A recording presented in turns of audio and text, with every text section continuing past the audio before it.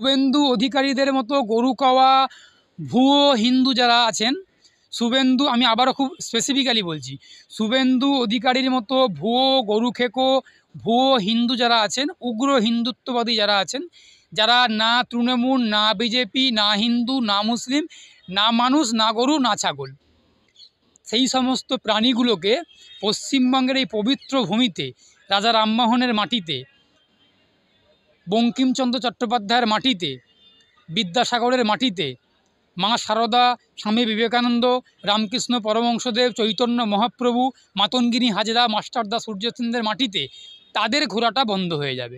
বাংলার মানুষ দায়িত্ব সহকারে গরু খেকো শুভেন্দুকে এই পশ্চিমবঙ্গের মাটিতে ঘোরা বন্ধ করে দেবে। প্যাটিস বিক্রেতারা চিরকাল ছিলেন, এখনও আছেন, আগামী দিনেও থাকবেন। মাছ বিক্রেতারা পশ্চিমবঙ্গের মাটিতে অতীতেও ছিলেন, এখনও আছেন, আগামী দিনেও থাকবেন। মাছে ভাতে বাঙালি, বাঙালি ঘোলা জলে মাছ ধরতে ভালোবাসে, রাঘব বোয়াল বলে বাংলায় এই প্রবাদ আছে। সুতরাং মাছের সঙ্গে, মাছকে নিয়ে একাধিক প্রবাদ রয়েছে বাংলাতে, যার সঙ্গে বাংলার একটা চিরাচরিত সম্পর্ক রয়েছে। বাংলার কৃষ্টি এবং কালচারের সঙ্গে মাছ, মাংস, সবজি, দুধ এসবের ওতপ্রোত সম্পর্ক রয়েছে। সুতরাং কেউ যদি মনে করেন, কারা যদি মনে করেন মাছ মাংস বাংলায় নিষিদ্ধ করে দেবো, বন্ধ করে দেবো, আসলে মাছ মাংস বাংলায় বন্ধ হবে না, নিষিদ্ধ হবে না, ওই ব্যক্তিগুলোই বাংলাতে নিষিদ্ধ এবং বন্ধ হয়ে যাবে। বাংলার মানুষ দায়িত্ব সহকারে গণতান্ত্রিকভাবে ওই মানুষগুলোকে বাংলাতে নিষিদ্ধ করে দেবেন।